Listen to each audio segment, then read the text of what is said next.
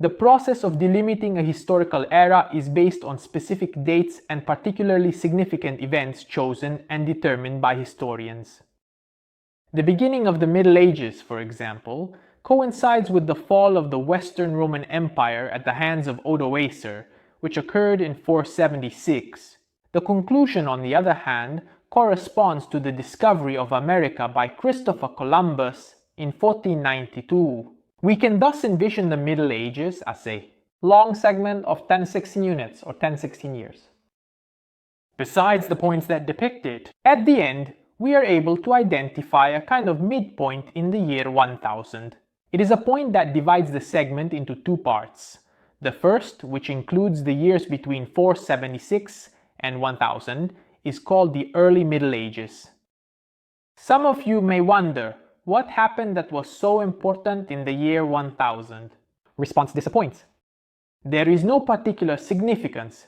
It is just a highly symbolic date, given its round figure, around which profound transformations began to develop and take shape that brought the world towards modernity.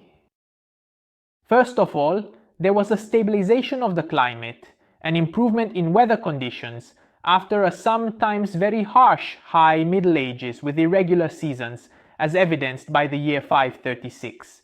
He spent without ever seeing the beginning of summer.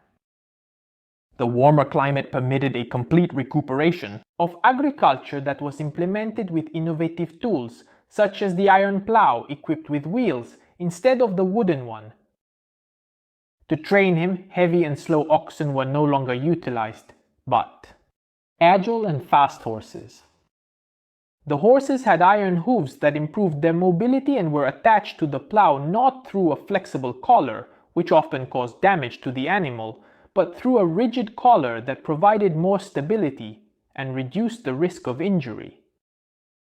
The cultivation system also progressed with the abandonment of the biennial rotation and the adoption in its place of the triennial rotation.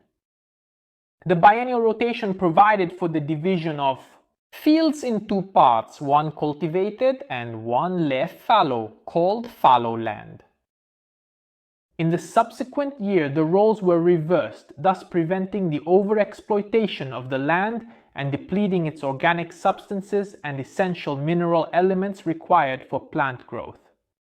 The 3-year rotation, on the other hand, was practiced by dividing the fields into 3 parts, 2 destined for different crops, such as wheat and legumes, which required different nutrients, and 1 left fallow at rest.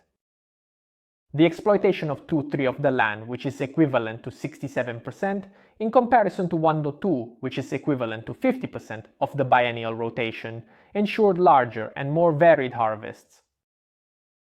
The increased availability of food resulted in the cessation of famines and epidemics, and when combined with the end of invasions by Hungarians, Saracens, and Vikings, it led to a demographic boom, also referred to as population growth. It was necessary to build new cities and expand existing villages, giving rise to the phenomenon we have already discussed in a geographical context, known as urbanization. New houses, new shops, new neighborhoods were then densely populated around the old medieval walls, which acquired the name of villages. Inside, mainly artisans and merchants had taken up residence, therefore small and large entrepreneurs, who were consequently defined as bourgeoisie.